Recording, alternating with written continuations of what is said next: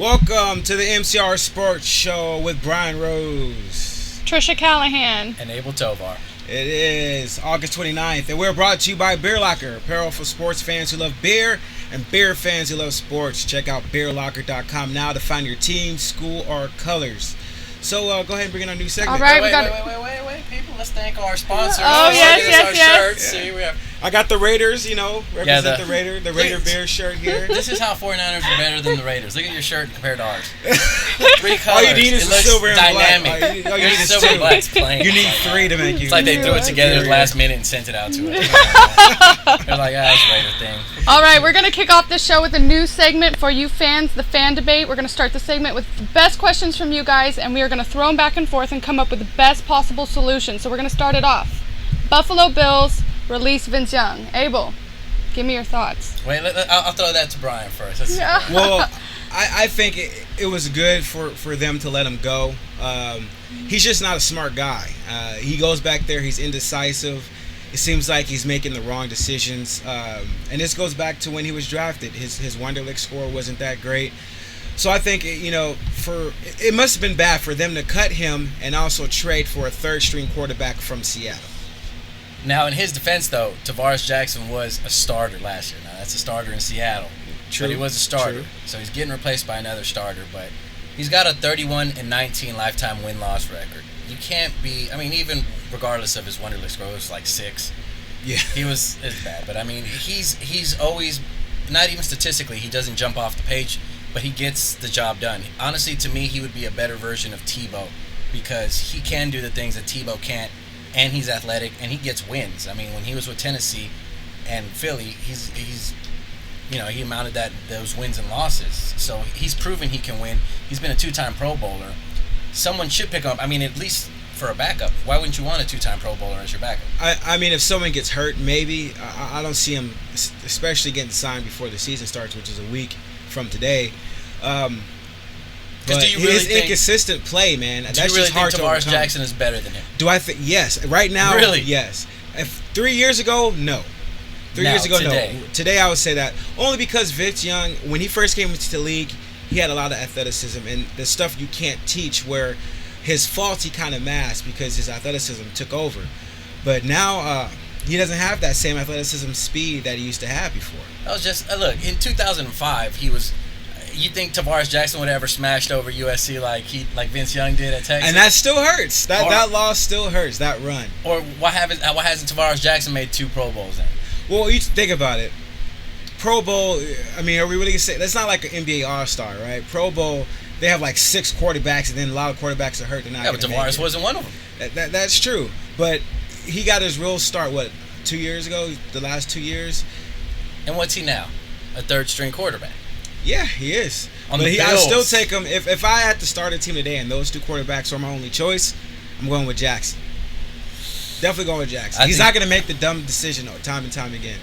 But he's not going to make a play either. He had a whole season to start with Seattle and did nothing with him. Hey, field goal is a lot better than pick 6 the other way. I don't think. Let's go as far as interception. Let's see. What do we got here? No, his highest interception was 17 in his second year. Now, let's look at what he did while Michael Vick got hurt and what he did in the preseason. The preseason, he looked terrible. It's almost like he got injured and took the whole offseason off or something like that. Because he was inconsistent in throwing interceptions left and right. And not only were there interceptions, there were pick 6s. Someone has to pick him. I'm sorry. He's too talented. Do you think he'll back up Cam Newton? There's some reports saying he would be perfect for him. That would be perfect for him. Because, Cam's a big guy. He's not going to get hurt. It's really going to have to take a knee injury or something like that. Some awfully knock on wood. But just for that to happen, and that would be perfect for him. He can, honestly, if he had 2 seasons underneath Cam, he can learn the offense and come in when he's needed. I don't think that the Cam's going to go down. He's durable. He's big. Yeah. But that would be perfect for him. I think so. Because who's behind Cam right now? No one. I can't. No one really. I don't know the backup quarterback situation there, but I think, maybe that is a place he can land. Maybe that's the only place he can land. Because if he does go down or if he needs to come in for a series even or for a quarter, he can pick up where he left off. I'm not saying he's Cam Newton or even half Cam Newton skills, but at least he can try to fill the shoes for a quarter. I honestly don't know why Buffalo didn't keep him. Yeah. I don't. There was something honestly, that they had that they saw in the preseason games or something that happened in the locker room that we don't know. Because what's Fitzpatrick shown that he'd be a viable number one? That when we break down the East, we're going to talk about that because I don't believe in Fitzpatrick either. I still think Vince Young's going to get picked up. If people are taking chances on someone like T.O., then Vince Young will. He hasn't really gotten into trouble or anything off the field. I mean, he's a safe bet. Yeah, he's an adequate 1 or 2 game quarterback. Yeah, but Trish brings up a good point that maybe that is the best place for him to go is backup Cam. Yeah. So our fans want to know, what do the Bills see in Tarvaris Jackson that could cause them to give up a draft pick, restructure his contract, and cut Vince Young? I think it goes back to the guy's just not smart. I mean, I hate to Vince Young or ownership for the Bills. The ownership look, they made some key moves. Maybe the Sean Marion contract and stuff like that. Maybe they stretched a little bit, but they went out and they got Mario, and then the Vince Young. They took a chance on him and they're cutting him. But I just think that they thought they were getting an athletic guy, a smart athletic guy who can make the right decisions, and he just couldn't do it. I'm sorry, I can't. Honestly, first of all, letting them go shows me what kind of franchise they are because they paid Mario Williams $100 million. And well-deserving. He's a beast. What? No, but he was hurt all last year. He's well-deserved, but he's coming off an injury. True, the same thing that I don't think the Broncos should have gave Peyton Manning a $90-something million contract coming off a neck surgery. You don't do that.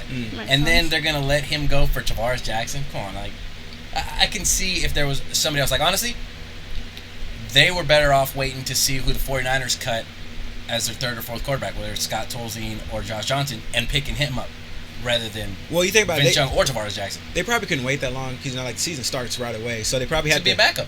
That's true, and we are talking about backup. We're not talking about the starting quarterback, but this shows that Vince Young just isn't the guy that we thought he was. This franchise made bad decision after bad decision. This is another one you can add to that list. The only thing Vince I don't Young's like the quick reaction to the Fitzpatrick's first 6 games of the season and $50 million contract. Giving him that contract. Stupid. Yeah, that was a little rushed decision. Other than that, the jury's still out on them. They're in one of the toughest divisions, only because the top team in that division is the Patriots. But we'll see. All right, let's move on to some baseball. Yeah. That's for you. The Dodgers and the Boston Red Sox made a huge blockbuster deal. The Red Sox trade All-Stars Adrian Gonzalez, Crawford, Josh Beckett, and Nick Punto to the Dodgers for a first baseman, James Loney, and 4 minor league prospects. Was this trade veto-worthy? I guess with all the NBA veto stuff, this is the hot topic, the veto. But was it veto-worthy? No. I mean, one team was looking to shed, some. I wouldn't say cap space. There's really no cap. But looking to shed some salary while another team was looking to win at all costs, especially with the big TV deal coming in. No, it's not veto worthy. I mean, both teams did what they wanted to do. Well, I like what the Dodgers are doing. They are spending money. I mean, honestly, they are legitimately now the West Coast Yankees. Yeah. And the Yankees. Right, well, see, I said, here you go. When Magic was brought on board as an owner, I knew this was how they were going to be. Yeah. I was excited as Magic being on because I know now they're going to spend money. I mean, hell, he owns half of downtown LA. He's got money, and they're going to spend it. And if they want to win, that's what they got to do. But this trade to take on that much, it's not veto worthy. But I don't over think $200 billion. $200 million. It's great for Boston, by all means. If I was Boston, take everybody you want. Go ahead. We overpaid these people. Take them. For the Dodgers, though, even though Adrian Gonzalez did hit a home run in his first at bat, he's an awesome still don't player. think it's worth it. It's not $200 home run. Well, $200 million home run. Here's the thing: they were thinking, hey, a player like Adrian Gonzalez doesn't come on the market often, if at all. He's a centerpiece of a team, almost like having a Matt Kemp. You have almost like two essentially Matt Kemps or two Buster Poseys on your team, and they saw opportunity, they took it. Yeah, they have to take Crawford's terrible, horrible contract. They don't even know if he's going to play again or if he can play again next year. But I think they rolled the dice, and if you have the money to spend, why not spend it? Especially if you have a rumored almost $5 billion TV deal coming through. Why not? People like It's probably kind of nice to have him now that Kemp's day by day. Yeah, and Kemp ran into the wall. I mean, you got to be smart. I understand he's an everyday guy. He's going to give his all. He's going to hustle. But when you're an everyday guy, you're the star. You can't run into the fence. What exactly? That was the second day in a row. He He's saying left knee, but he knee. hit that wall with his neck. I mean, he took that wall out. He didn't. He just lost where he was, ran full speed into it. And it cut right here, so it just knocked him back. I'll have to look that one up. All right. So the trade, was it good or bad for baseball? I think it's good for baseball. Anytime you have Boston, New York, L.A., and San Francisco, the four corners of the world essentially, or four corners of the United States essentially, and in a playoff hunt for any sport, I think it's good. I can't. To me, it's going to create like the same problem we're having in NBA super teams, where honestly, it's going to be year in Yankees Dodgers for championship. That's after a year and everybody gets accustomed. That's what we're going to start seeing, because the Yankees aren't going to stop spending money. Neither are Dodgers. Yeah. And they're going to, and with other teams like the Giants, this should push the Giants to spend money, but they're not going to. They're just cheap. They're a cheap team that they get full attendance, sold out stadiums. Yeah. They don't care. Why would they? They don't care. Yeah. They'll try. They'll be like an A's type style where we're gonna play low budget ball, and hopefully we get more than we expect out of these players. Yeah. But it's still gonna be every year in the running. It's gonna be the same teams. Now it's gonna be Dodgers, Yankees. And I heard this also from some of the sports writers out in LA, that even if someone does come down the pipe, even especially on trade waivers, the Dodgers will put a claim in if they even get a hint that the Giants want him. Exactly. And they have, even if they don't want him, they have the money to absorb him just so the Giants won't. Exactly. And so it's gonna screw things up for a lot of other teams, and it's really gonna make the competitive edge just lopsided. Yeah. Well, you think of it, it's just like real life. I mean, there's certain corners of the United States where things are moving and things are booming. You're going to get more money in LA than you are going to get in Scranton, Ohio, or something like that, you know. And that's people and stars and players see that, and they're going to go and play where the excitement is. And of course, if they had a choice between Scranton, Ohio, and LA, that's where they want to play. You can't get mad. That's how our system is built. But for the entirety of the sport, it's gonna dilute it. It's just gonna be people like, let's say. Well, you can't say the NBA. Wouldn't the NBA be better if you cut off the bottom 4 or 5 teams? Okay, let's say the NBA then. Let's say you weren't a Warriors fan that just for whatever reason goes to that every game like a lemming over an edge. But let's say, okay, the Warriors didn't have the fan base that they do. Would you really go to a game at the Warriors unless the Lakers or the Heat are in town? No. You wouldn't. No. It's going to be the same thing for this. And people are just going to start to pay to watch the Dodgers and the Yankees come to town and not really care about anybody else. It's going to affect all the teams negative. True. Well, I think it's good. Like you said, when those teams do come to town, those games are sold out. Even if they're rooting for the other team, it's still good for the city for them to go there and spend money within the city. Right, but wouldn't it be better if they're all more balanced, let's say? Because honestly, like I said, the Giants honestly are going to suffer the most because of this. Because they're not going to spend the money. They're just not. Yeah, it will. In the long term, the new ownership of the Dodgers, definitely going to hurt them. They're going to start pulling away from the Giants, and when they do, you're going to see a reflection in the fan base. When the owners refuse to spend money, the fans are going to take it out on the team because they're going to stop going to the games. The Giants just going to have to step it up. Look what the A's are doing. They have a payroll of about $60 million. That's an anomaly. That's just timeless. And look, they're it's tied. Like the bad news Bears all thrown together. They're 14 games over 5. They have a better record than the Giants right now. 14 games over 500. So hey, if you just have to pick them well and farm and build up your farm system and not trade those guys. There better not be a money ball too. Yeah, I was just. This is gonna be crap. All right. Do Dodgers, are they now the favorite to win the NL West? Abel. I say yeah. I mean, well, no. You know what? No. I'm gonna backtrack on that one because those players still got to get situated. They got to get comfortable in the new surroundings and the new teammates and everything. So I think this year the Giants still have the upper hand. Yeah. But if they don't take advantage of it this year, then they're going to be screwed and Dodgers are going to start to pull away. All that money spent, they still have no pitching compared to what we have. Well, they could hit. They could hit throughout the lineup now. If they stop running into walls. They play defense. Hey, you can't blame them for that. Well, here's the thing: that our second best pitcher arguably will be an ace on another team. He's hurt. So when he comes back, if he comes back healthy in time to make another run, push for the pennant or the wild card, depending, we're gonna be, or I say I'm a Dodger fan. Dodgers are gonna be dangerous, especially if Josh can show up, take it back to 2 years ago. I think they'd be dangerous, but they have to have some kind of chemistry in the clubhouse. They can't come out and just swing the bat, think everything's going to be okay. Well, see, I don't see this happening with them, but it would make a big difference if it did. The Ichiro Suzuki trade. Oh, he changed locations, and all of a sudden he's lighting it up. I mean, he's hitting home runs, 5 RBI games. Ridiculous. Now, this might be the same situation where the Red Sox players, they go, because that whole locker room was big. Yeah. It was a screw up. It was just, they're getting drunk, they're getting whatever. Nobody's happy. People don't like the manager. So if they change location, you got Magic as your owner, it might motivate them. Yeah. I don't see it happening this year. Yeah. Next year. Yeah, I kind of agree with you on that. But I still think that doesn't stop them. They can put something together this year if they can get some type of cohesiveness together. I mean, they're only I don't know the score of tonight's Giants game. The Dodgers won. I don't know if the Giants are winning, but there could be 2 games back tonight. So it's not far fetched. There's still plenty of time for them to come back, but and there's still that wild card thing that they can go into. But the Giants have the upper hand this year for them. Look at us talking baseball. Yeah, I like it. Who the hell thought I would do that? Yeah. But I'll still be wearing orange in October for sure. All right, let's move on. Jerry Jones gives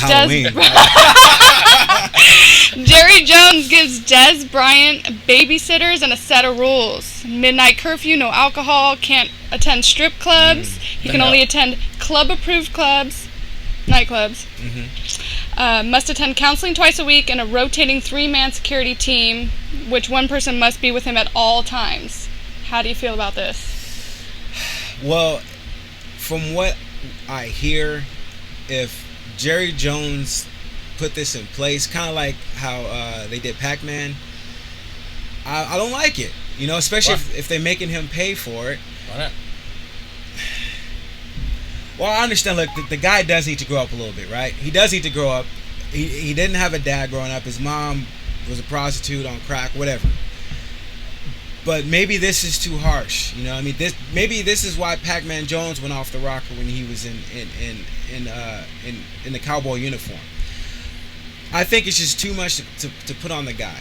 For him to go to ultimate freedom to basically a walking guy in jail. Okay, I'll give this comparison here. I went to private school most of my life, Catholic school. My parents had to work their asses off to pay for it. But honestly, I couldn't cut school. If when I went high school and private school, it was 8 quarter system, or 8 periods. Wow. If you missed first period, by second period they were calling your mom saying, "Why aren't they here? Why don't I have a note?" Even if my mom was like, "Oh, he was sick," they don't care. He needs a note. He needs all that. You have to get all that in. This is and my parents had to pay for that kind of security. Yeah. This is a lot of the same. Look, it's Dez Bryant's fault he got in all these problems. He's the one that got kicked out of malls. He's the one that can't conduct himself right, can't control his temper. He's the one putting himself in situations where he's risking his career. So honestly, Jerry Jones is doing him a favor. Setting these rules up, letting him say, "Hey, you know what? This is what we expect of you, and you're going to have to foot the bill." Now, I hope if not, we'll cut you. I hope they sat down and had a talk before this happened. Because if it's just like, when your parents punish you when you're little, and they punish you too hard, and then you grow up and you rebel. So that, if he didn't sense that and he just pushed this harsh punishment on him, a year or 2 from now, he could be out the league, or definitely not in a Cowboys uniform. But I think this is a little bit too fast, too harsh for him.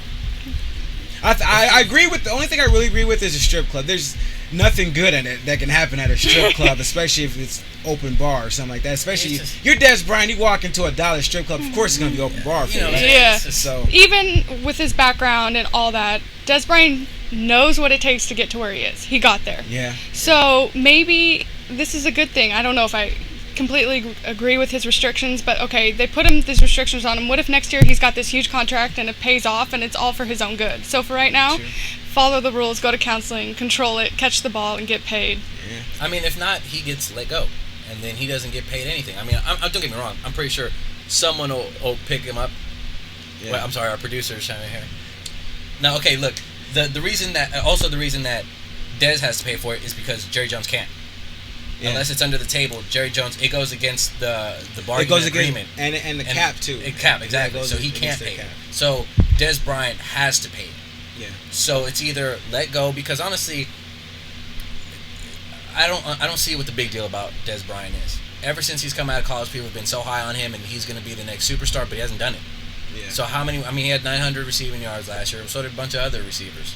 And Potential. Well, yeah, he has potential, but how much can you pay for potential? Or It's an investment in itself. If he's paying for it, then if he's going to pay for it and do it, then he makes that big contract whenever. That's what I'm saying. If his results aren't there yet, and he's showing more bad than good. He's getting in trouble. All this stuff's happening. He's more trouble than he's worth. That's what they can say. That's what everybody says. Oh, he gets it together. Dez Bryant's going to be on fire. Jerry Jones, he's the owner, the general manager, essentially probably the coach. He's Al Davis 2.0. Right. So he invested money in the guy, and when he likes a guy, he invests money with you. He drafts you, and he likes you, then he's going to try to ride with you. Just like Al Davis did the same thing. And if he hates you... Hey, 2.0 I said. You're making 2.0. Is 2.0 better? Yes, it is. Obviously. You saw where it got out. Yeah, okay. But I think he invested too much money in him. He invested the time in him. I just think he's going about the wrong way. And obviously, if we know about it, he probably leaked it, to the public. I think they should have did this a little bit more quietly. You can't keep nothing quiet. That's true. Nothing. I think it should a little more quietly. Or we should have found out. We should have found out once we found bodyguards. Because you don't think beat writers are going to start to ask him, go, hey, why do you got 3 security guards? That would have been the perfect time. I saw you at the mall. You had 2 security guards with you. That would have been the perfect time to find out. It's going to come out. Why are you leaving the club at midnight? Exactly. Hey, 11:50. We got this party planned for you. You can't go. Drinks on Dez. And not only that, I mean, seriously, at midnight, I mean, he's getting treated like a little kid because that's how he's acting. He hasn't produced, and he's more trouble than he's Like my dad always says, nothing good happens after midnight, or nothing's open after midnight but legs in the hospital. Right, exactly. So, see? Hey. It's not. You're wrong with It's a whole different argument still. No comment. Actually, good now, All right, where does the NFL Players Union in this situation? If they find out, if they get the exact price and they found out that he's actually paying, because they could say he's paying for it and Jerry Jones could give him some kind of incentive, but if they check the books and they found out he's actually paying for it, I think the players union have a case. But what are they going to say? I mean, because honestly, it's better for them if he continues to stay on the team. Yeah, he has to foot the bill, but if they this still is the case, get money into the pension. I understand both sides of the story, and I understand that. But the players union look at it like, okay, if Jerry Jones can do this, what's stopping any other owner from putting the same thing on any other player in the So does the players union really care about the players? Do they really care about Dez Bryant? At least they want to appear that way. If they did, then they wouldn't have gave Goodell all the power that he has. They wouldn't have voted on everything that they did if they really cared about the players. If they cared about the players, they'd have held out until the players got exactly what they needed and wanted.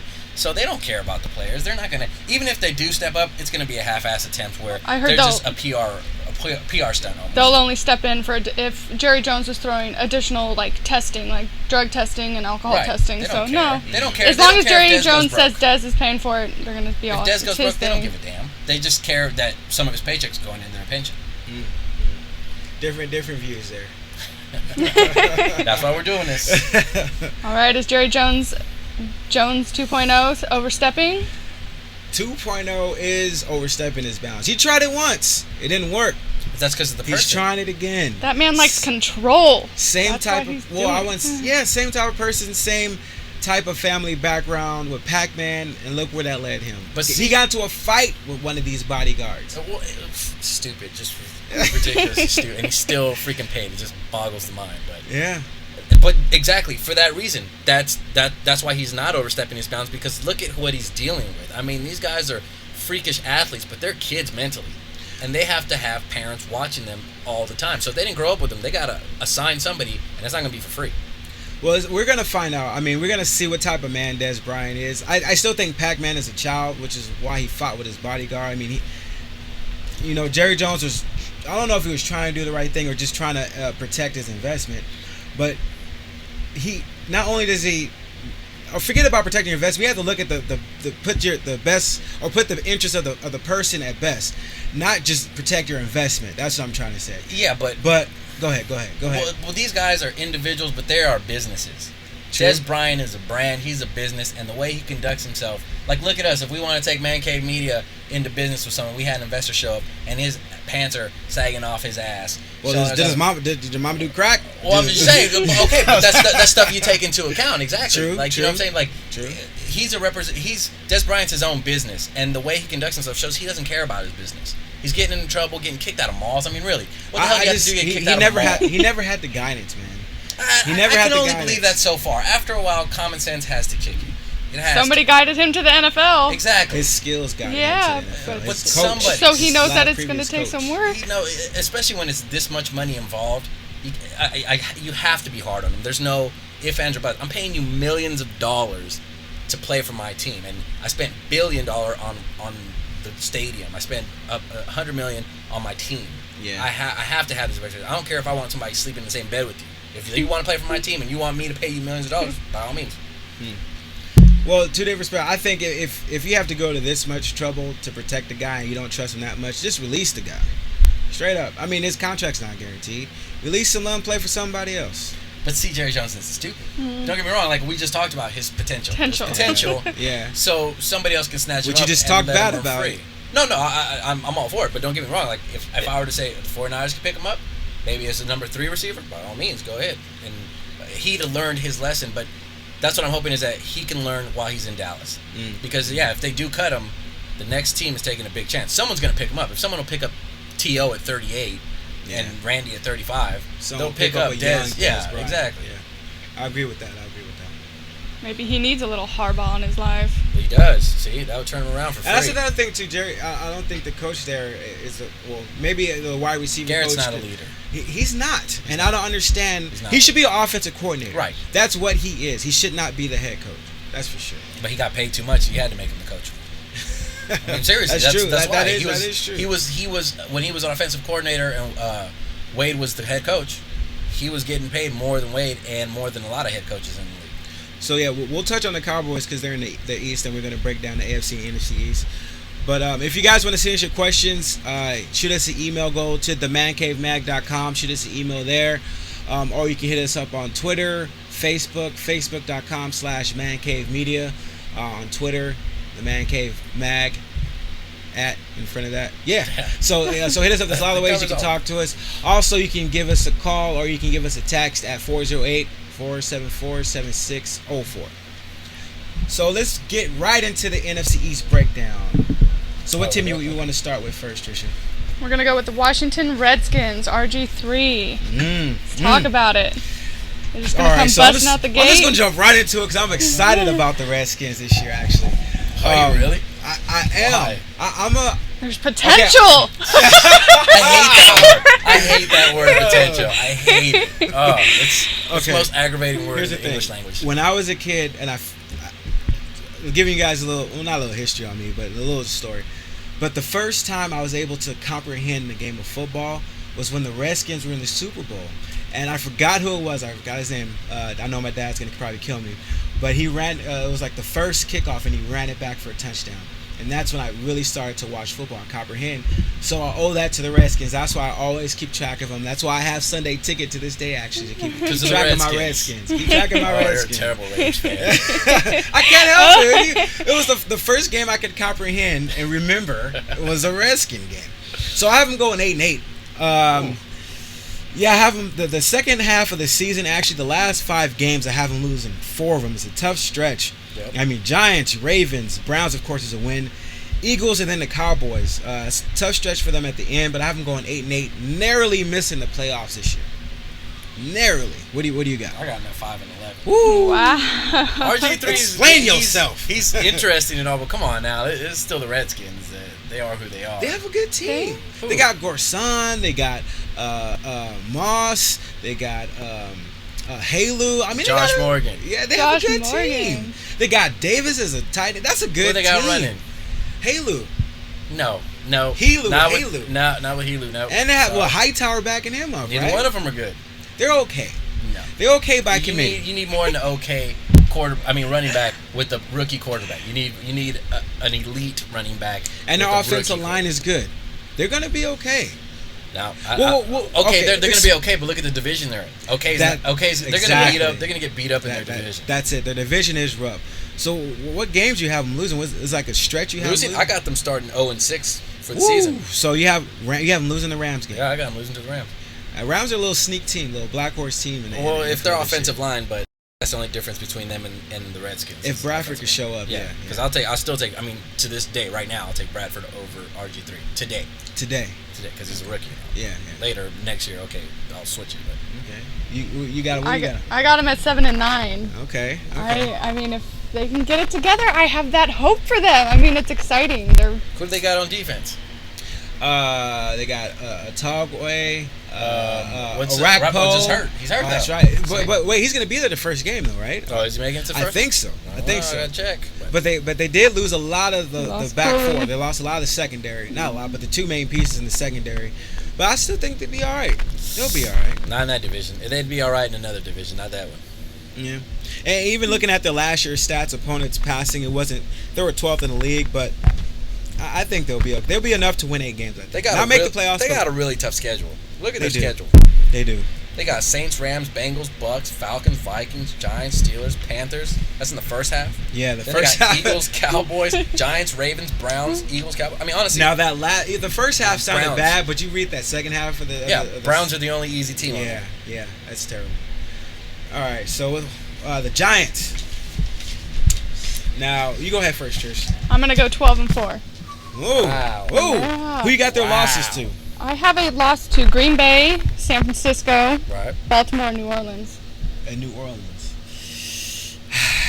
All right, so I got them losing to Eagles and 49ers, Falcons, Ravens. I got them going 11 and 5. It is a generous 11 and 5, and I think that Week 17 game, the last game of the season against the Eagles, that's going to mean something. So they can be 12 and 4, but I have them right around there. If you give me 11 games or over, I'll give you that 11 games. So let me ask you guys, why do you guys think the Giants are a good team? Because they're Super Bowl champs? No, their front four is the best front four. They can put pressure. They don't have to blitz. They don't have to sit on line. They had the same front four last year, right? Yeah. And where'd they go? 9 and 7. Yeah, they did. Who'd But they they came on late and they got healthy late. They weren't completely healthy throughout the season, but when it came to the end of the season, the last 6 games they were healthy. That was the key. So I think with the healthy front four they have, and they can rotate those guys in and out, they're going to be dangerous without blitzing. I mean, who could put There's not many teams that you can say could put pressure on the quarterback without rushing a linebacker or a safety or something. I don't know. I got them at 10 and 6. I still got them playoff. That's still worthy, generous, but I can't go higher than 10 wins. You can't hide it. Especially last year. They only look. They went 9 and 7. That's how I see it. And even the last time they won the Super Bowl, they barely eked into the playoffs. Yeah. And last year, there was a point where if they didn't beat the Cowboys, they wouldn't have made it into the playoffs.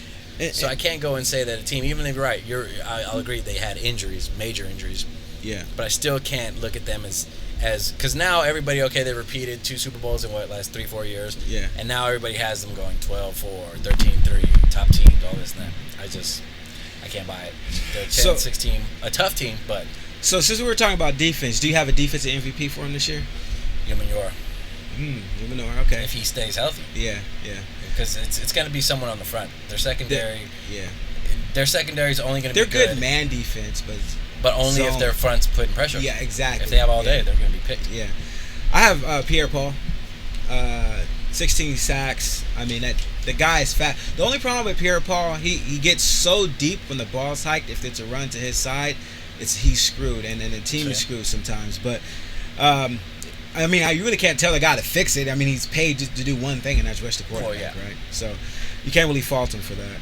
What about you? You got an offensive MVP? I do, Manning. Oh, yeah. Oh, yeah. He's clutch. I'll give him that. He's clutch. Yeah. He's an Jesus Christ, his name. Jesus Christ, anti-Jesus? No. Yeah. Anti-Tebow, no. Cowboys quarterback. Wow, just Romo. Yeah, anti-Romo. Yeah. Oh, no, see, you can't dump on Romo. Oh, we'll get there. Romo's get there, ladies and gentlemen. Right. Romo's clutch. Abel, Philadelphia Eagles. I got them 9 and 7.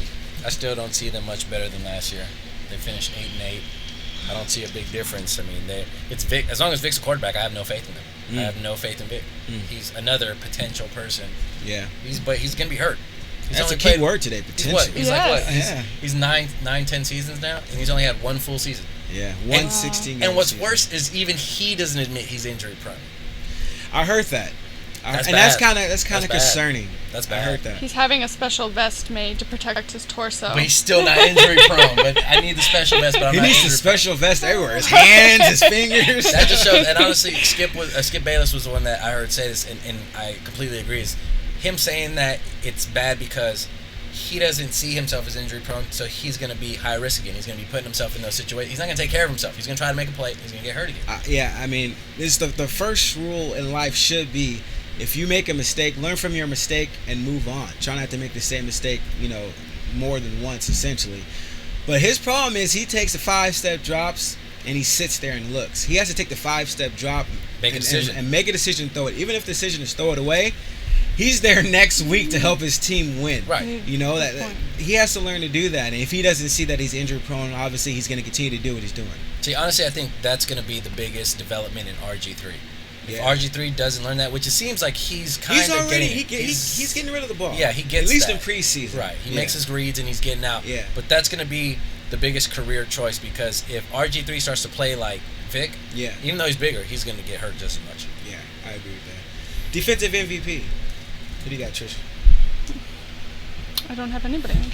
Well, it's hard to say, especially with their defense. Yeah, but I don't really. I had to look at it like this. I was like, what ifs? And I put Namdi as the what if. That's who I have. I mean, it's hard to say. This is his make and break year. He's been in the league 10 years already, right? It's hard to say that, but he has to show that he can cover in zone. I mean, their team doesn't play man. They play zone. He's a great man cover guy, but he has to show that he can play zone, or he's not going to be with the team next year. Now, I don't think he's going to make that jump, because zone coverage is more mental. Yeah. And if he can't make the right read and dissect an offense from his perspective, Yeah. he's done. Yeah. And either you know how to do it or you don't. That's not something I think And this late in your learn. career, too. Right. Yeah. And the especially Phillies for should have kids. known that. How are they going to know?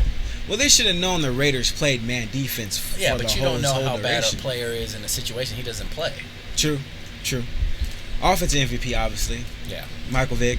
No. I don't know. Who you have, Jackson? No. Who'd you get? I got McCoy. Ah, okay. McCoy's going to be there. Vic's not. Yeah. Vic's going to be hurt. McCoy, hopefully he doesn't get hurt, but he's going to be a majority of the team's offense. Did you know, actually, they were 5th in rushing last year? That kind of surprised me. No, yeah, I knew they were up there. Yeah. With all the talk about Fantasy Vick and football, baby. Jackson and all that, it's 5th. Wow. Yeah, no, that was Shady McCoy. He gets it done.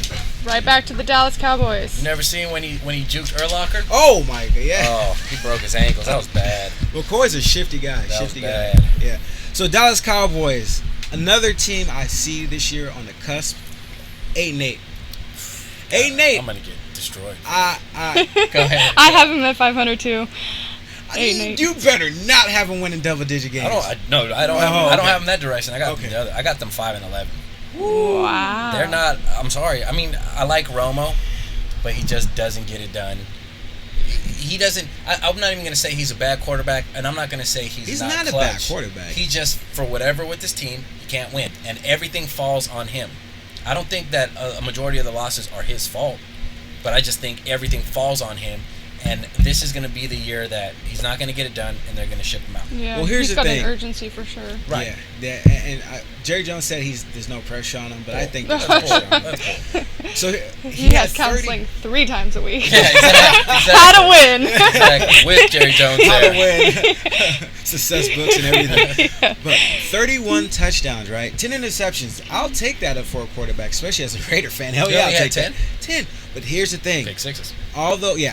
All those interceptions were so timely that it caused their team a victory, or those fumbles at the last second. Even there's a fumble on a field goal or something like that, he always made the bad plays at the wrong time for his team. And maybe we could say he's a front runner quarterback. When things are well, he's a front runner quarterback. He plays good. The LeBron of football. Hey, LeBron won a ring at least. You got to give him that. He's a front runner. You got to give him that. He won a ring. He's a front runner. Hey, We'll see when the pressure hits next year. I'm not saying I'm a LeBron fan, but I can't say I hate the guy anymore. LeBron. My opinion hasn't changed. He's still not. He's exactly who he was. So who do you have as defensive MVP? Obviously, we probably all have the same guy, right? Where? Yeah, that guy's a beast. Where? Yeah. But honestly, more their secondary. Yeah. More the secondary than... Well, Dallas secondary wasn't that great last year. It's 23rd in the league. But no, they were terrible defensively. yeah. But they had a lot of injuries. That's true. They had and their secondary was just getting tore up. That's why they just replaced everybody in the secondary. They got Carr from Kansas City. We did feel it. Yeah. So you have DeMarcus Ware too. I mean, he's a Mr. Do-It-All. He gets double-digit sacks every year. I mean, last year 19. Damn, really? Yeah. The guy's fast. He's like a Pierre Paul, but hey. That's why he's ranked one more than Patrick Willis on Madden. DeMarcus Ware is the only perfect, one of the perfect players in Madden this year. It's crap. Yeah. Actually, have you played 2013 yet? Just a demo. Oh, okay. I haven't. We should play after and cast it for our people to watch. We'll play. Somebody's winning tournaments already. Yeah, buddy. All right. Some of us have to work for a living, bro. Hey, I work too. I just sucked it up and went. And like couple I just hours don't sleep for Madden. Play video games all day. All right, so coming up next, we're going to break down the AFC. We're going to be talking about the New England Patriots and the New York Jets. Tebow coming up next on the MCM Sports Show. Man Cave Sports Show. And just play a rhyme for him. I see him spitting Heineken like girl rhyme again, saying you're inspiring. The blue ivy in them. Discover how two men expose a commission loophole, putting money into bank accounts today. With this system, you earn 100% commission, paid instantly to your bank account. You earn residually every month. You're offering something of great value. You get a free marketing system and marketing training website. Work with a top 500 company website. No talking to people, high online conversations. Earn 4, 5, or even 6 figures a month. Watch this free video that will show you this commission loophole that puts 100% direct into your bank account. Go right now and type this in your address bar, instantresidualsystem.com, and get for free how to get up to 30 members per month, earn thousands while you sleep at night, and recruit without ever having to pick up the phone. That's instantresidualsystem.com.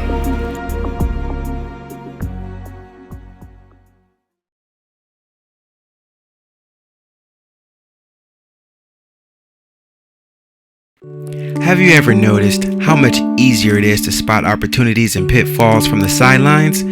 Sometimes when the players themselves don't see them, immersed in the action under the emotional pressure of things changing at every moment, it can get pretty hard to see the big picture. Watching the markets as they rise and fall, especially today, is unnerving. My portfolio was up this week and down the next with the tide. I bet you didn't know there's a fund manager that can end the days of buy and hold or being all in all the time. Avoiding a lot of risk during big dips in the market and still earn a competitive return? Check out what we're all about at amsria.com. That is amsria.com. And take advantage of our no risk, no obligation, free financial plan assessment. That is amsria.com.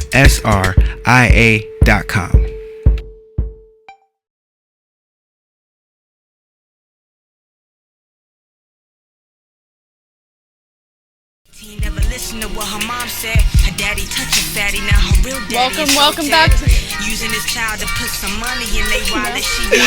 Welcome back to the Man Cave Sports Show with Trisha. Alongside me, I have Brian and Abel. We're gonna jump right into the AFC South. East. Yeah. Typo by me. Yes, Check AFC East. Yeah. We're gonna start off with our out. producers team, New England Patriots. Yeah, our producers team is the Patriots, and we argue about this almost every Sunday. That's your team? Our producers team. Yeah. We should bring him on so you guys can beat him up a little bit. You know who to jump on the streets. Yeah, but I have them going 13-3. They have the easiest schedule in the NFL. How can year after year? We after agree. year, That's been the last couple of years, too. I just don't understand how can they have the easiest schedule again. Yeah, I understand that the division isn't that tough. But looking at their division, I mean, honestly, the Jets, they got the Jets and Jets, Jaguars. Buffalo. Jets, that's Buffalo. their division, so Yeah. it's like, it's not on them, or they're not getting any kind of favoritism. It's just they happen to be in a weak division or have a weak team in their division. So only games I have them losing. I have them losing at the Ravens. I have them losing at the Seahawks. Yeah. I have the Seahawks are going to be good this year. Yeah, It's they're- really good. I have them top 5 defense this year, actually. And I have them losing at home. The only loss at home is against the Texans. I have them going 13-3. Is that where your losses fall around there too? I got 13-3. Yeah. But I got Seahawks. Mm-hmm. I actually have them losing one to the Jets in Week 12, just a fluke, Yeah. and then 49ers. Of course. Of course. What losses you have? I agree with Abel. Yeah, I'm gonna go same. with you guys. Seattle, done. Jets, but I have them at home with the Jets. Oh, winning at that game. Losing that game. Losing that game. Yeah. That would be nice if they did. Any game the Patriots lose, I'm happy. No, yeah, because they always have that one letdown game where it's kind That's true. And I mean, I understand it's preseason and a lot, people are throwing that vanilla stuff out there. That's one of those key words again for the preseason. But they can't protect Brady. No, he's been getting rattled. Yeah, so Giants exposed him, and now everybody's Yeah. on that same page. So we'll see. We'll see what they're going to do. Their defensive MVP, really the only bright spot I see on the team is Kyle Arrington, really. A 4-year guy. He was targeted the most on the team because their secondary just flat out sucked. But he did target all those times. He did get like 7 picks actually, 88 tackles as a cornerback. It's pretty good. See, this is why I don't get why people are talking about them going 16-0. I don't see I honestly didn't even pick a defensive MVP because I don't see. It's hard. on their This team. is a stretch finding. I mean, they too, were getting yeah. burnt Yeah. on defense. Yeah. That was their weak spot, and they didn't really upgrade in my eyes. So I don't see why everybody thinks so. I mean, they added weapons on offense. Yeah. They extended contracts to Gronk and Hernandez. Hernandez, yeah. I don't see defensively what they did to stop other teams from scoring on So them. this is why I think Belichick gets that genius. We talk about this sometimes, but he gets that genius title, and I quite frankly don't think he deserves it. I mean, on the offense, he's an offensive come genius, on. but defensively, look at his last drives the last 3 years. They've been terrible. He made a He system. drafts him and then he releases him. He makes created trades a and then he system releases. where he brings players in, productive players, and they just interchange everybody. And not only do they interchange everybody, they let them know you're here to fill a offensively, role. When we're done with you, you're gone. We're not going to pay you big money. Offensively, yes, that works for them, and he is a genius-ish. I should say that a word. Hey. I just made it up. Patent that, producer. Get that patent. On offense, but on defense, he's made whiff so many times in the draft, whiff so many But times he's in free made- agency. No, I have a. Like we said before Tom Brady even came in the scene, he was a losing that's not record fair. coach. That's not fair. You could say that about anybody. Tony Dungy. I said Tony Dungy was before Without Peyton Manning. Okay. Yeah. Bill Walsh without Joe Montana. No, Bill Walsh is a hell of a coach. But he had Joe. But you could say the same thing. Defensively. He went his first year 2-14 without Joe Montana. So you could say the same thing about him because once he got Joe, then it was off and running.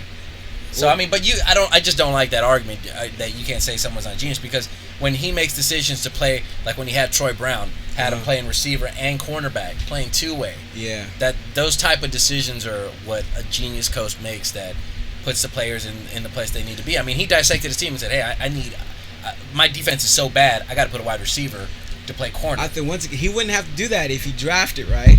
He's not the GM. Yes, he is. He makes those decisions. He makes He's those the GM. He makes the decisions on who to bring in and who to draft. You don't think they sit in the room and powwow? Oh my! See our producer now here. See, there Patriots we go. are the Patriots best. Here we go. Oh, here it is right here. Can we just move on? I don't even want to talk about Tom Brady here. Freaking yeah! Let's not even talk about Tom Brady. 13-3. 13-3. I see him in Super Bowl again. You do? I do. And the I see AFC, there's been a shift. I think the NFC, 9 teams deep in the NFC, you could say. AFC, 5 teams deep. No, maybe? honestly, I think it's the other way. I think NFC is more dominant. Oh, that's what I said. NFC is more dominant. If I said it backwards, I'm sorry. AFC, yeah, like I don't think Baltimore is going to do anything because Terrell sucks. Yeah, I mean they're good at playing defense by committee too, but they're definitely not going to get that pressure on the quarterback without him being. I mean, you there. see in the preseason they haven't put any kind of pressure on the quarterbacks, and you can see him trying to mask that by having Flacco. He threw almost 30 times in the preseason. in a half. Yeah. All right, moving right along. New York Jets. Jets. Now here's the thing. I have them going 7-9, which is generous. It's generous. Wow. I know. Is it? God, I know. It's like I know. Christmas. Here's the thing. I have them lose. All right, the first 8 games, I have them having a terrible record. I think Tebow's going to start Week 9. I think it's sad if he does. But I have them losing in the first 9: Steelers, 49ers, Texans, Colts, and Patriots. They have a brutal schedule here, right? And I think with that schedule and with all those losses going 3-7, Tebow's going to come in. And Tebow's going to come in, and they're still going to be terrible. But if Sanchez loses his job to Tebow, I just don't know what to think of the organization anymore.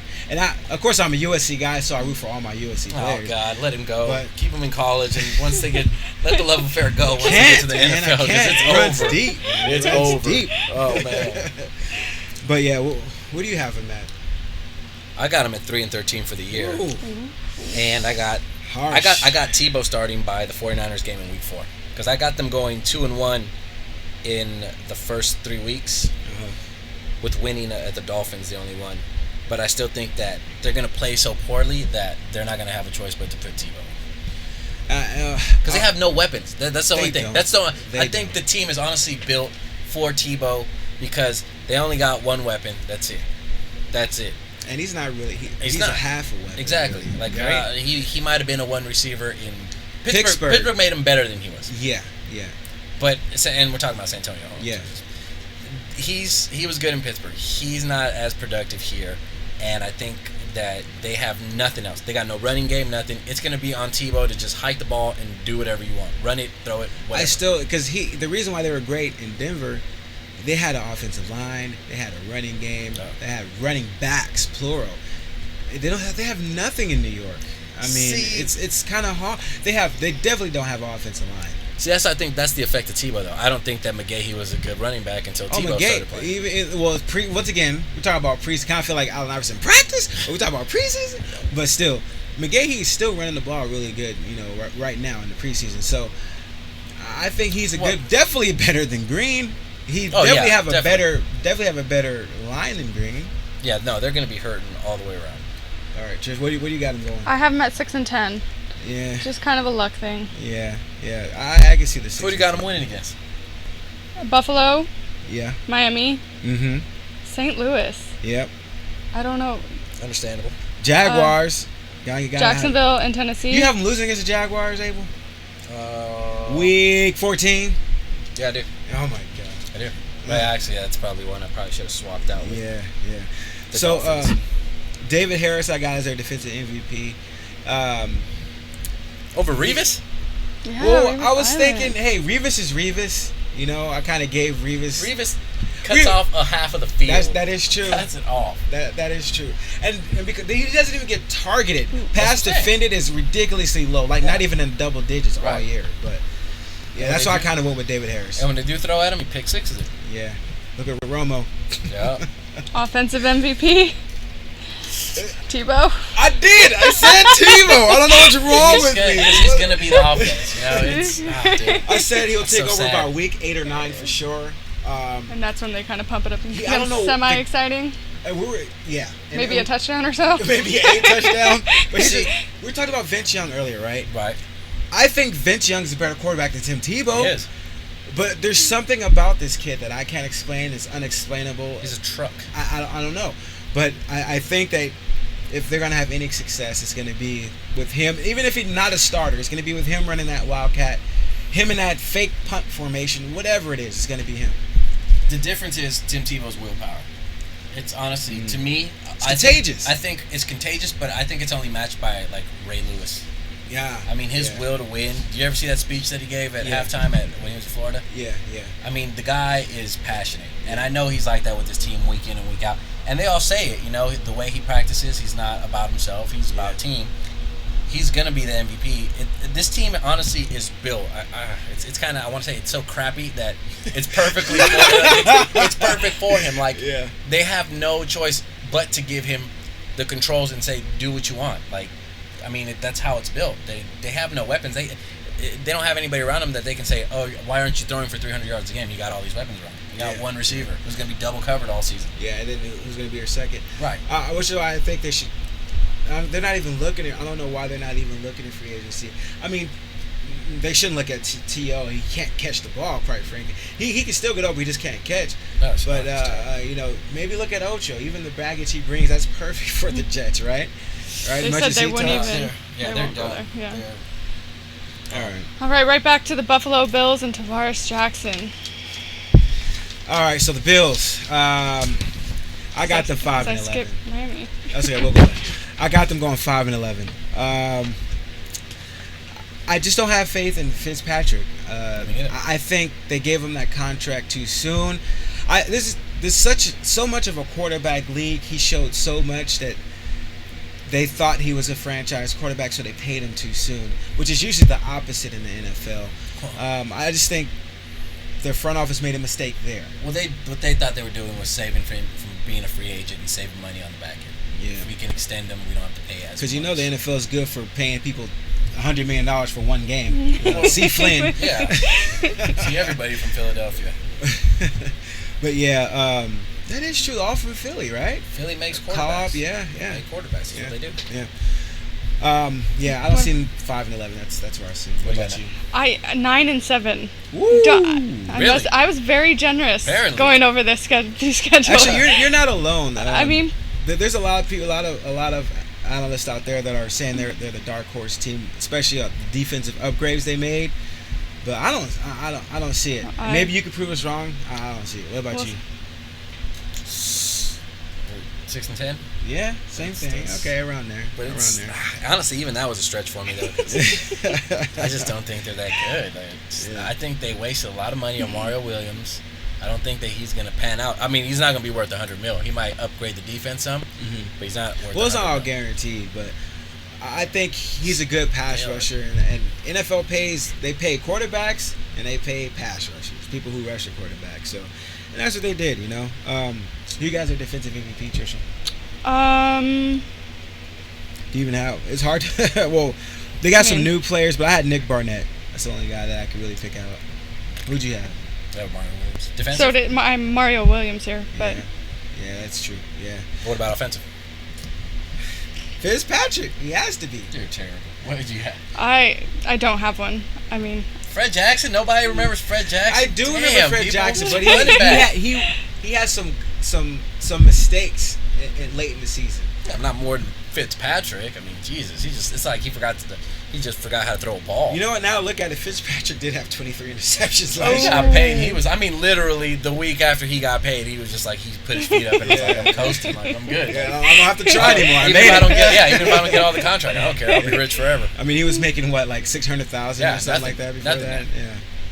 So let's take a look at the Dolphins. Bouncing back. The team on Hard Knocks. I can't stand that coach. I can't stand the coach. Yeah. I can't stand the organization anymore. He won't be around long. Reggie Bush is their only guy you can count on. He's the only guy who can run. He's the only guy who can catch. He's the only guy who can count on to run a route. He's from USC. And he seems kind of frustrated. Apparently. I got him going 5-11 too. 5-11. 3-13. Ooh, that's where I had him around there. Then I thought about it again. They have more drama than anything else. I mean, that's all you know about. I don't think they're very focused. Yeah. No, they have no. I just don't have faith in the coach either. I mean, he's trying to be a Bill Belichick without the credentials. You can't be a first-year head coach and kick people off the team like he's doing. It makes no sense. But see, I think his ownership's the one that did him a disservice by getting him on Hard Knocks.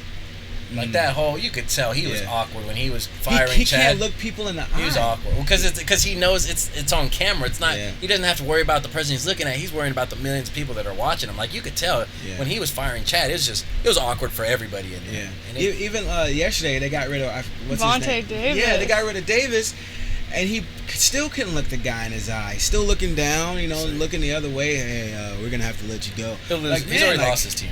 Yeah, and Bush kind of says something but retracted. He's wondering where's the organization going. Oh yeah. Even if it's First a of all, future Bush team, is he shut wants up. to win now. I mean, he's gonna. Bush be... got no room to say nothing. All right, he's Hey, like he's a someone's 1,000-yard paying rusher him. last One year. first time Hey, ever. Come on. Potential. USC. USC. Out of here. That's all he He's knows not gonna right now. repeat that this year. They're gonna stack the box because they got. Well, nothing now else. he can't. They have. He's the only threat, so they're gonna be all over him. He's. Come on now. I get it. He had again all the potential in the world, but he got a soft running chance. back. He He's got a soft chance. running back. He got a chance last year, and he buffed up. He increased his muscle mass, and he showed he could be an every down back last year for the first time. Reggie Bush, USC, everybody. Hey, the richest college player ever. Hey, everybody USC gets paid. It's the only pro team in LA. He's not getting it done. The only. You expect him not to get paid? I got them at 4-12, and actually my defensive MVP is Carlos Dansby. I had Jared Ulrich, the defensive end. I honestly, it's not even because of Dansby's like skill. Yeah. It's just I like how outspoken he is. He's come out and said, hey, he didn't like Ocho Cinco being let go, and he didn't like the Vontae trade. He's just so maybe he could take control of whatever's left of the team. Right. I mean, somebody has to because nobody else is doing it. So I mean, even if he's not taking control, at least he's not sitting there and taking. Yeah. He's voicing his opinion. You know. I respect that. So that was your NFC AFC breakdown. Actually, we covered all the teams. My Super Bowl prediction, I don't know if I'm ready to say it yet. I just have my top 4 teams. Instead, like for the NFC, Giants, 49ers. I'm still not ready to make a final prediction. Giants, 49ers. AFC, I'm going to go. I still got to say Ravens, man. Ravens and Texans, I got. It's a good bet. Ravens and Texans. I like that. What you got? 49er Ravens Super Bowl. Yeah. I like that. Can't argue with that. Harbaugh. Yeah. Can't argue And with then that. the 49ers will win the Super Bowl. That would be. Oh, the Hard Bowl. I'm making t-shirts. You guys heard it here first. Hello. You're a year behind, man. There's already Hard Bowl? Yeah, last year. I mean, I don't they know played if that's for sure, on but Thanksgiving. Yeah. You're a year behind. It's the Hard Bowl. But think about that. For all the marbles, I mean, they were both a play away from doing it last year. Yeah. Yeah. That would have been amazing. And honestly, they're both stacked teams. 2 plays. They made 2 plays they should have came through. But the main one was the drop in the end. Actually, that was a touchdown. It was the kick, dude. Come on. You mean your I'm talking about your guy. I'm talking about Ravens. Well, the kick and also the touchdown, that was a touchdown that they took away. That was just good defense. It wasn't a touchdown. And now, wait a minute. Now we're getting replacement referees? So, the announcement today was that we're getting replacement referees for at least the first couple games. And if the real referees can't get crap right, what are the replacements going to do? There's so many complaints tonight. I think it might actually benefit the players, though. Because the new refs aren't calling everything. Yeah. So I think that it's going to let the players play a little more, and you won't see as many touchdowns called back for holding or stuff like that. Well, let me ask you this. There's a couple of things that got brought to my attention. Do you think player safety, because just like the NBA does this too, in the NFL, the refs do a good job at this too. Whenever things start getting physical, the flags start going out. They can kind of control the game or kind of stop it from going physical. Play. Don't care. But do you think injuries in the NFL, this whole thing? Oh, we're now going to protect everybody. I don't care who gets hurt. But I'm talking about the NFL as far as their protection of players. Do you think that's going to take a hit with these replacement refs? Oh yeah, because I was watching one of the games. I noticed one of the announcers said that there was a bunch of hits on quarterbacks that should have been called for head to head, helmet to helmet that weren't. Yeah, and I was thinking about that too. I was like, man, let them hit the quarterback. But you think about it, do I really want to watch a team, no matter who it is? I don't want to watch a team with their backups in there. No, so it doesn't make for good television. And as a football fan, it's just drop-offs too great. Yeah. So coming up next, we got what's everyone talking about in the Sports Local edition. We're going to hit up Lance Armstrong, and Wallace arrives at the Steelers facility. Coming up next on the Man Cave Sports Show. TheManCaveMag.com. Of the world, but gotta feed us, need to feed it, so her need to need it and give it pleasure off for her babe girl. She curls her hair with irons, not how that's. Hey, listen up. Are you a fan of the Lingerie Football League? The fastest growing professional sport in the nation? Then we have an app for you, Ultimate LFL. With Ultimate LFL, get the latest news, videos, and Twitter alerts on the Lingerie Football League. Always stay up to date and in the loop. Ultimate LFL. Only available in the Google App Store. Download it now. Ultimate LFL.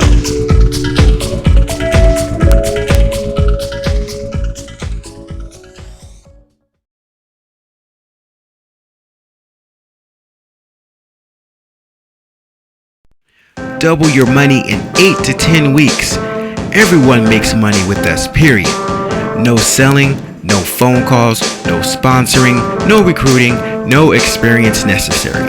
Over 200% of return in 8 to 10 weeks can be set up to run on autopilot. 30 days, no questions asked guarantee. This system has already paid me $700 in 4 weeks. Wow, and no sponsoring required to earn. Just visit bannersbroker.com/TMF.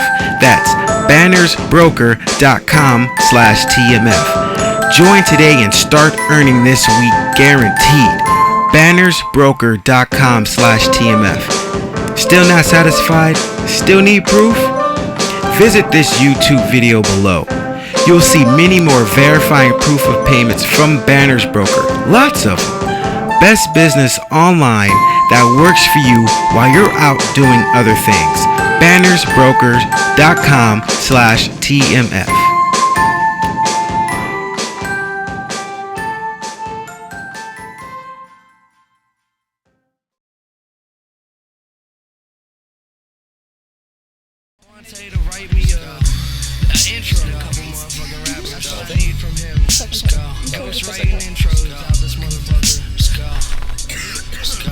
Welcome back to the Man Cave Sports Show with Brian Rose, Trisha Callahan, Abel Tovar. All right.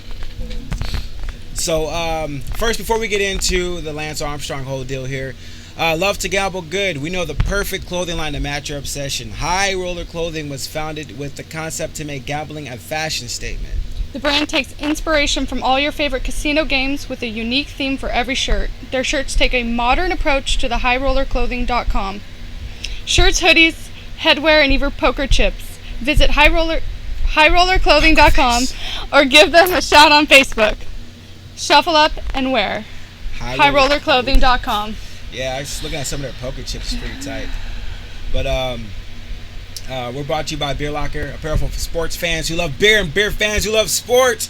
You want a cool shirt like this? Team colors. Awesome shirt like that, or one like over there. Oh, the awesome, the history, the tradition, commitment to What excellence. Well, actually, yeah, beer probably goes better with your shirt than it does ours. Being a dark beer hole just drinking goes a with beer. NFL, It's period. synonymous with Raiders. So let's get right into this Lance Armstrong thing. He gave up on his fight, to go against that. He was accused of taking performance-enhancing drugs or doping, blood doping, whatever you want to call it. So they stripped him of all of his wins. He receives a ban for life. Sometimes it's hard to separate the athlete from what the person does, in their personal life. But he's done so much for people who have cancer or are diagnosed with cancer. Even if he was blood doping, everyone was blood doping, and he did it with one prostate. He can't generate the testosterone as the other guys did, so he probably did a little something to help him compensate for I didn't that. even think about that. So, I mean, to me, I still think he's an awesome person. And even if they take his 7 wins away, it's like they took Reggie Bush's Heisman Trophy. He's still the 2006 Heisman Trophy winner. Lance Armstrong, to me, is still the guy who who tore up the Tour de France 7 years in a row. What do you think, Trish? I agree. We got into this a little bit last week about Barry Bonds and Hall of Fame, and I didn't know where I was, but I mean, he did it. Yeah. He did it. He accomplished it. He's a good person. He can say he has it. I agree. No, I'm with you guys. I don't get this whole, we're stripping your titles away, we're stripping your Heisman. To me, it's the stupidest thing. Sounds like a It's vendetta. just dumb. To me, it's like, if you didn't catch me while I was doing it, don't go back. I don't care if you have testimony, blood samples, whatever. I don't care. Yeah. If you didn't catch me when I was doing it, don't try to catch me years later and say, we're going to strip you of this title. Because like you said, he won them. Doping or not, who cares? He won. Those are his titles. So it's stupid to say. So who are you going to say won it then? Like, are they just vacated, or is it the second place wins it? Like, it's stupid. Well, that's the thing. His whole team was blood doping. That almost everybody pretty much got caught.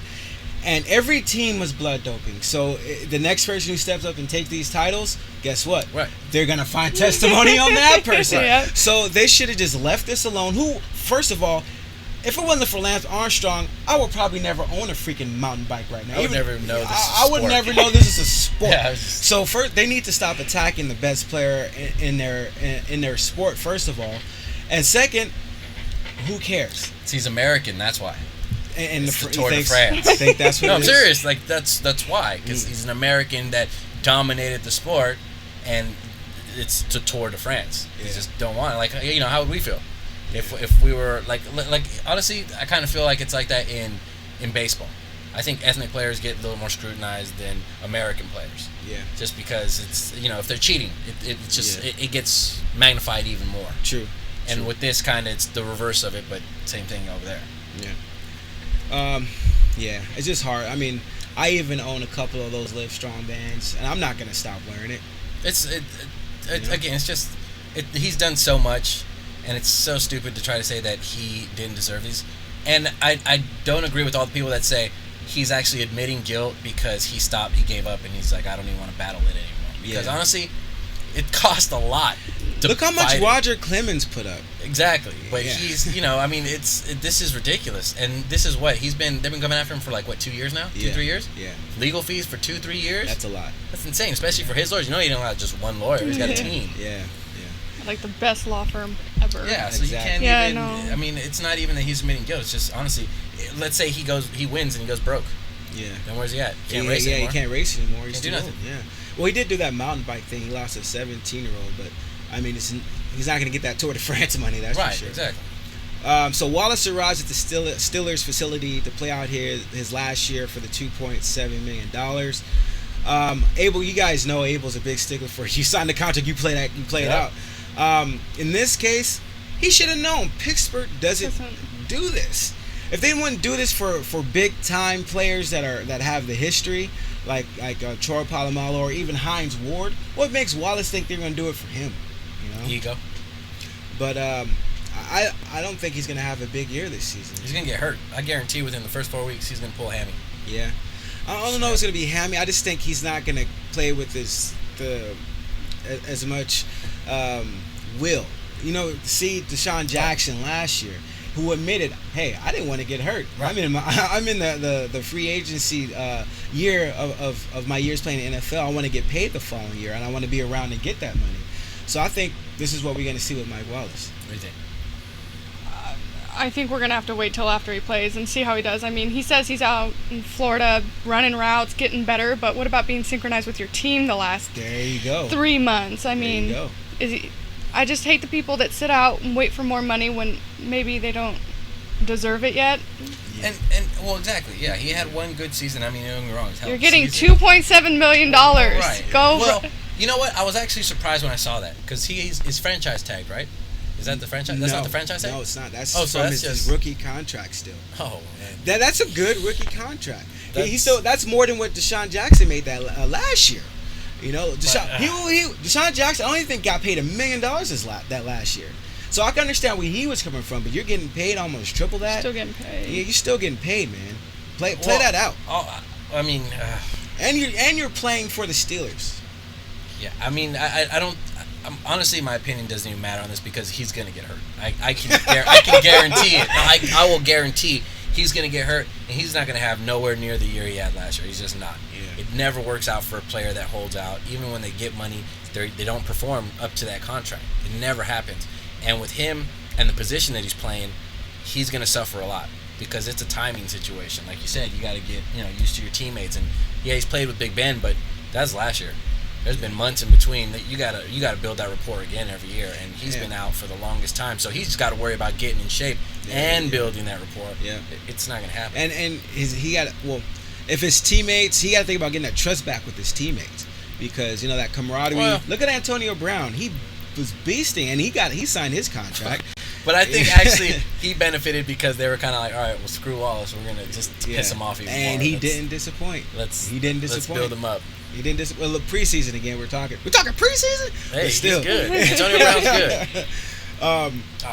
College football kicks off tomorrow. Are we really talking about college football? Is huge. It's the second most watched sport. I know. I don't know why. In front of basketball last year, actually. Even the basketball had those numbers increase, so did college football. Well, that's because they have 100,000 people at those arenas who see like spots of players from a mile away. It's all little matter. They're all liquored up and lathered up. They go to game anyway. It's all college students like, oh my God, we get to go Saturday. That's why the Stanford game is not that big, but any place you sit is pretty good. That's why I like the Stanford arena over the USC arena. You sit in if you don't get good seats in USC, you might as well watch it from the parking lot. You're gonna see nothing. Yeah. So I just want to get you guys on the big games that there is to watch, because this show we pride ourselves on keeping you guys up to date when you don't have time to watch sports as much as we do and analyze sports as much as we do. So to give you guys some water cooler talk to make it seem like you're sports knowledgeable. So September 1st, Alabama and Michigan, definitely got to watch that. The 15th, check out Alabama and Arkansas, and USC at Stanford's also on the 15th. I'm going to go to that game. We should all go to that game. We should go to that game. Yeah, we got to StubHub it because it's sold out. Okay. We should go. Saturday, October 6th, Georgia at South Carolina. Then on the 13th, check out Oklahoma and Texas. On the 27th, Michigan State and Wisconsin. Alabama, LSU, the big game, November 3rd. And also the doubleheader, Oregon at USC. Would we be able to do a show from the parking lot? From Stanford? Yeah. We can walk around with the camera. Yeah, we can. Yeah, we should. I'll be in Stanford gear. I'll be drunk. I don't care. I'll be drunk. I'll be in USC. I mean, right? I'm in Raider. You're in Niner. Let's go. I'll be in North Carolina gear just for the hell of it. And then on November 8th, we'll be 10 feet behind you. I'll still be drunk in front of you then. We'll catch you. We'll catch you. Florida State at Virginia Tech. And then on the 17th, which is a special day for me, Oklahoma at West Virginia. I won't say why. But then November 3rd, circle that on your calendar. If USC can win that game, or actually if Oregon can win that game, they can get a national title spot if they can win that game, which they aren't going to be favored. Who do you got, like top three, or top three, or top 4? Oh, top 4, come on, man. Oh, top three. Let's go top 3. It's gonna be USC, LSU, and Alabama. Yeah. And anybody under them doesn't really matter. They're gonna be fighting for it. But Alabama and LSU, they're gonna be fighting each other for it. So USC's pretty much got it in the clear. They just gotta worry about Oregon, maybe. Yeah, they just gotta worry about. Play them twice. Yeah, they gotta worry about Oregon. With the Pac-12 championship now. Yeah, for the Pac-10 championship or the championship game, because I'm pretty sure it's gonna be those two again there. And the only thing that scares me about USC, I mean, mark this down: 10 of their 11 starters are gonna jump from playing Saturday to playing Sunday. Right? 10 of their 11 starters on offense. So does that worry you? No, that doesn't worry me. It worries me on the defensive side of the ball, where because of all their sanctions they had, they don't have any depth. You know, after those starting 11, you need to go in for a break with that spread offense Oregon runs. They're screwed. They're going to get tired. Yeah, they're going to get tired and come out. It's going to be someone who can't cover nearly as well. So that's the only downside, and that's the only thing that scares me. Who you got your top teams, Trish? Oregon, Bama, and LSU. Oh, just skip right over USC. Just kicked him to the curb. What about number 4? Can you throw us in 4? Stanford. Damn, dude, you guys dirty. Only reason why you can't, I can't put Stanford up there. You lose someone like Andrew Luck, just like losing Peyton Manning. Yeah, same effect. Not in college, dude. 75% completion rating on third down.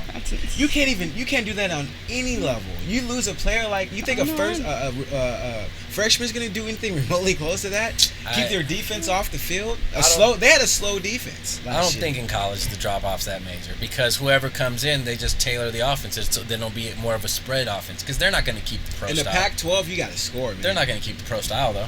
No, they can't. No way. That's what I'm saying. So whoever comes in, they're gonna make it easier for them by running a spread offense, and that's. I think it's gonna suffer on their defense. Play options. Luck kept their defense off the field, and this freshman coming in is not gonna keep them off the field. That's for sure. Hey, Luck was a freshman 1 year, so we'll see. Yeah, we'll see. So Heisman front runners. We really won't get into that quite yet. It's a little bit too early to get into it. But, of course, Mike Barkley, he's from USC. He's going to win. Emerson, by default. Emerson from Stanford. He's like the oldest college player. He's like been only their person there 4 years. Nobody else stays 4 years. He's been there a 4-year starter. Even Luck started his sophomore year. Hey, when you're that good, I'll still take Luck over him any day. any day. Well, Barkley's not going to be a good NFL quarterback. You don't think so? Hell no. They run a pro offense now at USC. I don't care. USC quarterbacks, come on now. Palmer, Sanchez. Sanchez. Hey, they might not be. What is he majoring Pro in? Bowl. We got 2 Pro. Honestly, 3 Pro Bowls. The only players that transfer from USC to the NFL are defensive players. Yeah. Defensive players. Offensive. I mean, honestly, I don't care about offensive players at all throughout college because all the offenses are so easy. The spread offenses that nobody really plays a pro style. Yeah. So everybody has to make that transition, and rarely anybody does. I mean, we'll see. I think Mike Barkley's going to be decent. I think he's. Well, I say, okay, 5 years from now, do I think Mike Barkley's going to be like in the conversation for top 10 in the NFL? 5 years from now, I think we will be talking about him top 10. So how about this? Out of USC quarterbacks, where would you rank him in 5 years? Will I rank him? I will rank him over Carson Palmer. I think he's a better quarterback than Carson That's Palmer. a lot. I'll rank him over Carson.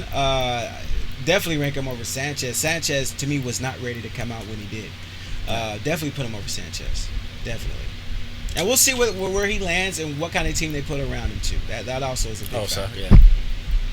So coming up next on the Man Cave Sports Show, we get into a little Raider hate, love, and some Niner hate, love here on the Man Cave Sports Show. Criticism. Ain't no hate for the Niners. Coming up next on the Man Cave Sports Show and the mancavemag.com. Alright, let's go. Got a nap, wanna be the Dutchie in a Diet Coke. You better bring some fresh lungs if you try.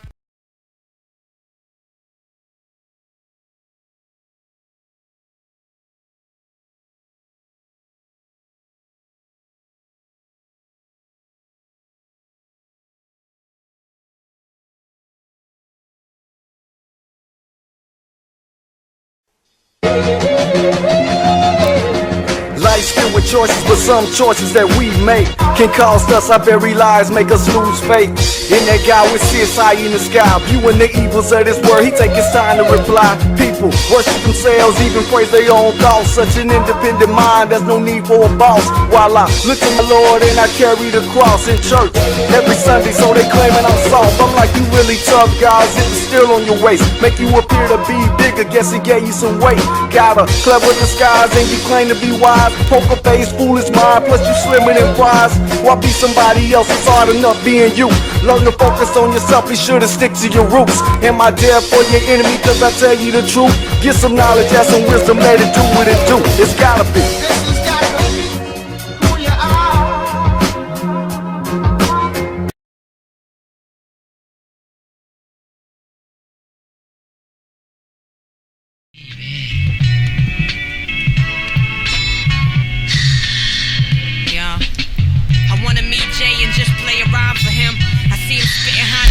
Welcome back to the MCM Sports Show. MCR is the old days. MCM Sports Show with Brian Rose, Trisha Callahan, and Abel Tovar.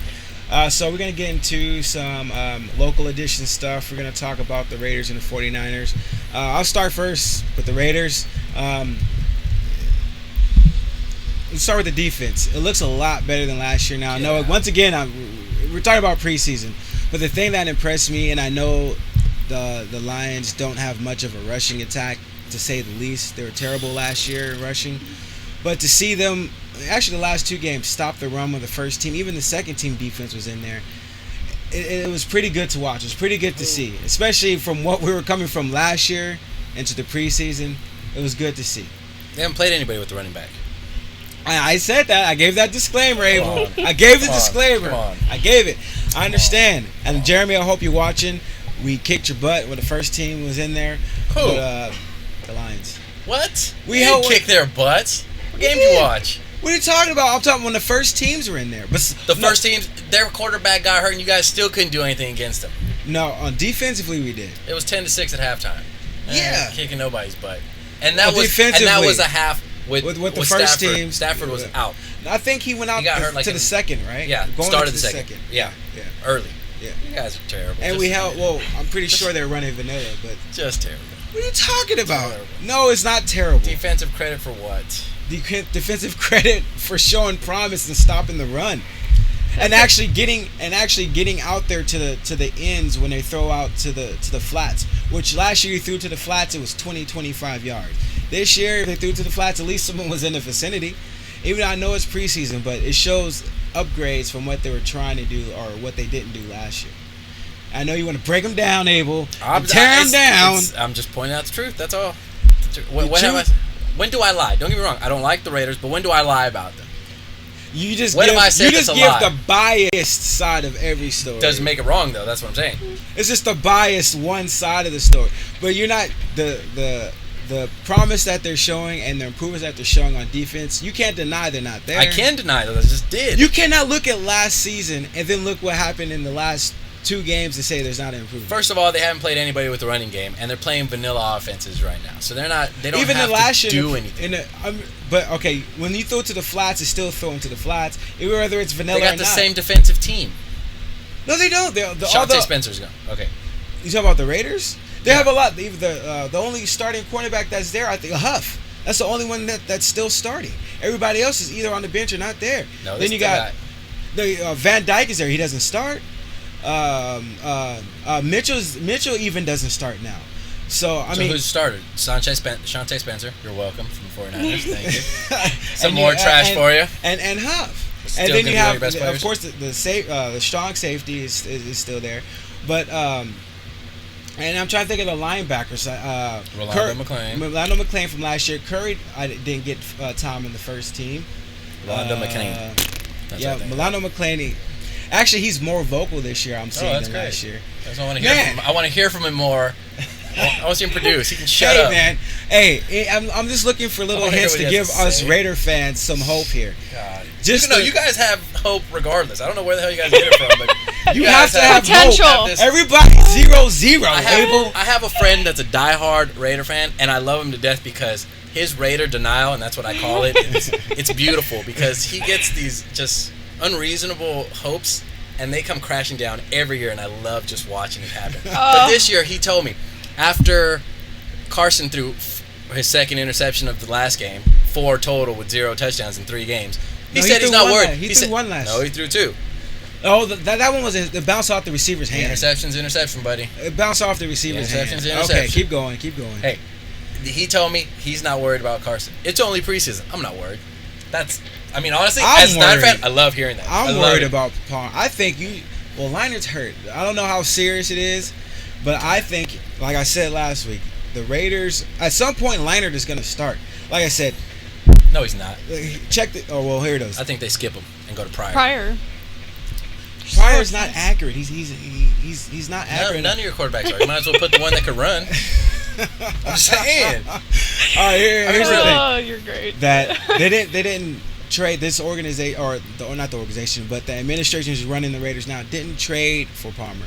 Right. They're not his baby, so to speak. So they're not going to have the patience that everyone expects that they should have for Carson Palmer. I think that Leinart, they did, bring him in, and that's going to be their baby. I think that he is going to end up starting at some point, especially if he keeps throwing these interceptions. Well, keep in mind, one of those interceptions wasn't his fault. It was a completion, and the receiver threw the ball up in the air for some weird reason, like he got paid to do it. Here we go. It went right to the. You don't get paid to catch it; you get paid to throw it up. You never know. It's preseason. Betting. People bet. People bet on Excuses. preseason. You're not on a Raider game. Trust me, they ain't betting on a Raider game. Ain't nobody throwing that game. He was giving the ball to the Lions. That's what it looked like. Did you see it? It's like, here, I don't want it. But I think, I don't think he's going to be the starter to the end of the season. And Pryor is faster than I thought he was. I was surprised by that. I had no. He played really good. He blew past the cornerbacks. That's what I'm saying. Honestly, they should skip Leinart and start Pryor because I don't think the drop-off's that big from Carson Palmer. He might not be as seasoned as Palmer, but he can make plays with his leg like he showed.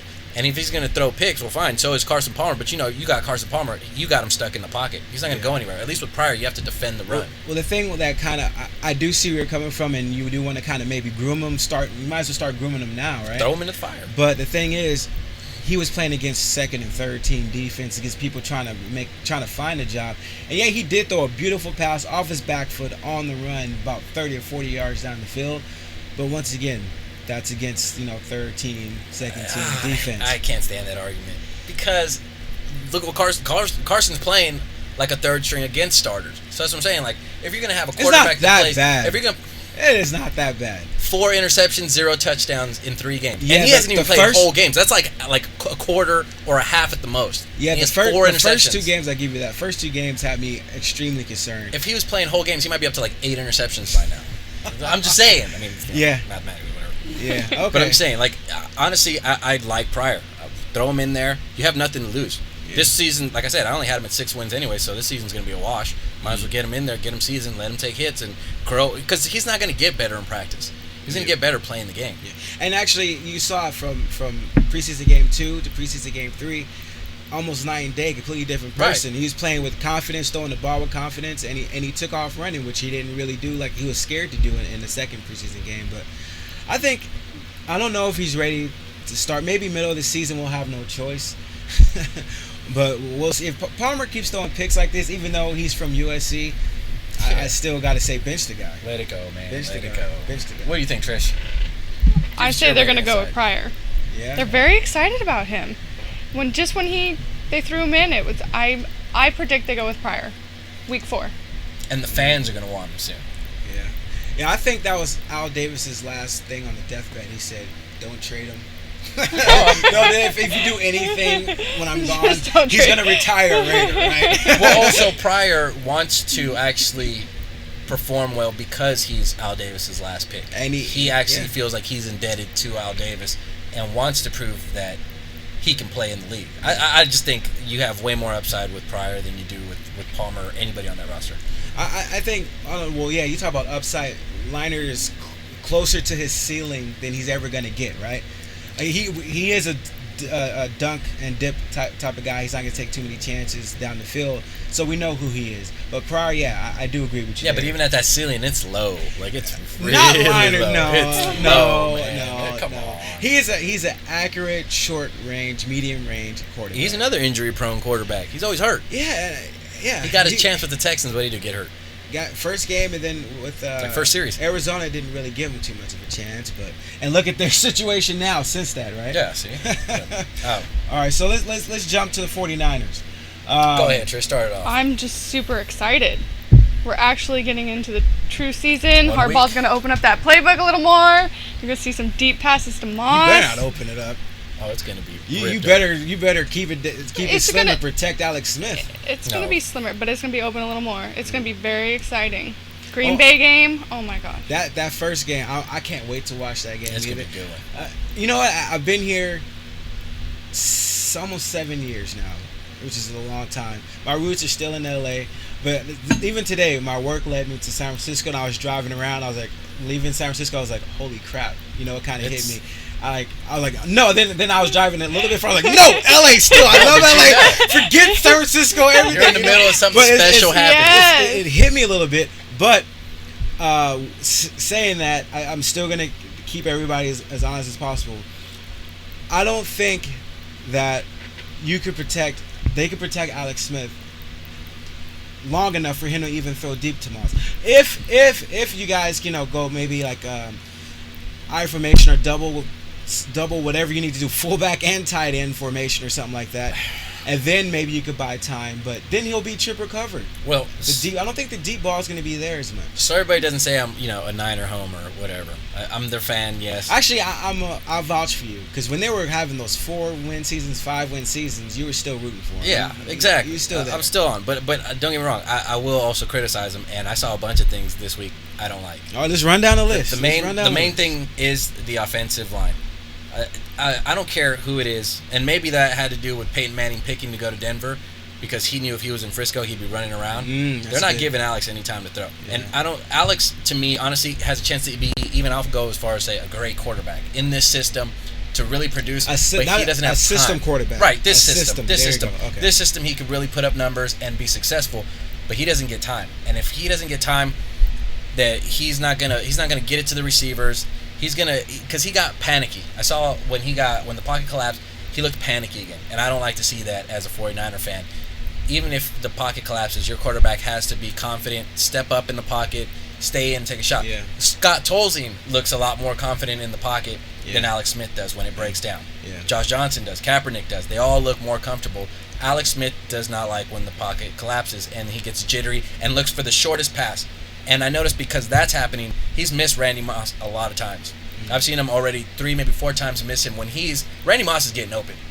Easily. Mm-hmm. I mean, especially when he's one-on-one with the cornerback, he's getting open with no problem. The only problem is Alex ain't looking at him. So that's going to cause more problems because that can only go on so long before Randy Moss gets pissed. You know, stuff like that, hopefully it can get fixed with film and tape. But the thing is, if the jury is out on how to get pressure to Alex, and if he rattles under pressure, all the teams are going to try it.